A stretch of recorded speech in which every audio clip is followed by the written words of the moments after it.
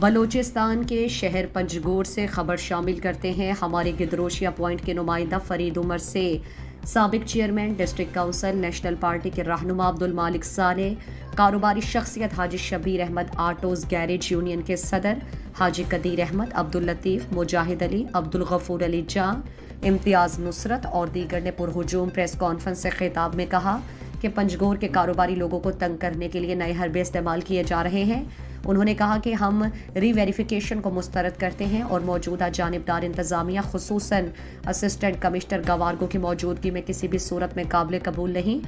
انہوں نے کہا کہ ری ویریفیکیشن کے خلاف نیشنل پارٹی اور کاروباری حضرات کل بروز جمعہ سی پیک روڈ پر احتجاجی دھرنا دیں گے۔ انہوں نے کہا کہ بارڈر پچھلے کئی ہفتوں سے بند ہے، جس سے پنجگور کا ہر فرد متاثر ہے۔